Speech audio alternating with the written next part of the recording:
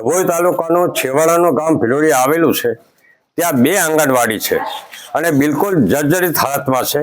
એક આંગણવાડીના તો પતરા ઉડી ગયા છે ને એકમાં ઉપરથી પાણી ગરે છે, છતાં એને બાળકોને ભણાવવા માટે બેસાડે છે, ગમે ત્યારે બેસી જાય તો એ મોટું જોખમ છે।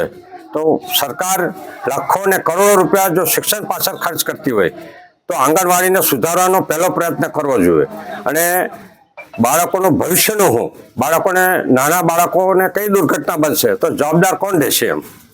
તો વહેલી તકે સરકારને એક વિનંતી કરીએ છીએ કે નવેસરથી આ આંગણવાડી બનાવે, અગર તો એને રિપેરિંગ કરે અને જે પતરા ઉડી ગયા છે તેને નવેસરથી બનાવે અને અમારા બાળકો સહી સલામત ભણે અને બેસી રહે, એ અમારી માંગણી છે। રજૂઆત કરવામાં આવી હતી? હા, રજૂઆત આપણે સરપંચશ્રીએ કરી, લેખિતમાં કરી, મૌખિકમાં પણ કરેલી છે।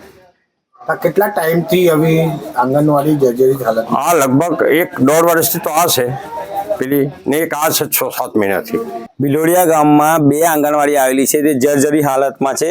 એ ગામ અમારા ગામમાં જે અત્યારે હાલના મિનિટને આંગણવાડી જોઈ શકો છો, જે ગામમાં અમારા છોકરાઓ નાના ભૂલકાઓ ભણે છે, જર્જરી એકદમ હાલતમાં છે। કયા ટાઈમે દુર્ઘટના થાય એની કોઈ નક્કી નહીં, તો એની જવાબદારી કોણ લઈ શકશે? આજે સરકાર લાખો રૂપિયા બાળકો માટે કે શિક્ષણ માટે જે ખર્ચે છે તેનું શું? અમારા ગામમાં જે 2 વર્ષથી એક આંગણવાડી બંધ છે અને આંગણવાડી જર્જરી હાલતમાં બાળકો ભણે છે, તે આંગણવાડીમાં અમે આજે શું થશે દેશનું? તમે રજૂઆત કરી છે? અમે 3 થી 4 વાર ટીડીઓમાં રજૂઆત કરી છે, આંગણવાડી સુપરવાઇઝરને રજૂઆત કરવામાં આવી છે, તેઓ છતાં કોઈ નિરાકરણ આવ્યું નથી। શું જવાબ આવ્યો તમને? અમને એવું કીધું થઈ જશે એવું કહેવામાં આવે છે। તમારી માંગ શું છે? અમારી માંગ એવી છે કે અમારા ભવિષ્યના બાળકોને ભવિષ્યમાં આવી જર્જરી હાલતમાં આંગણવાડીમાં ભણવામાં આવે તો પછી ભવિષ્યમાં કઈ દુર્ઘટના થાય તેની જવાબદારી કોણ? અને જો સારી આંગણવાડી સરકાર તરફથી બનવામાં આવે તો અમારું ભવિષ્યના બાળકો સારી રીતે ભણી શકે અને સારા વાતાવરણમાં ઊભા ભણીને આગળ વધે, એવી અમારી આશા છે।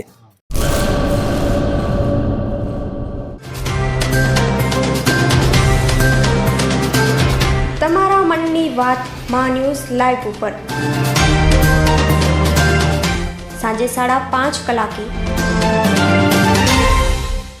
લાઈવ દરમિયાન વાત કરવા 97 252 06125 ઉપર કોલ કરવો।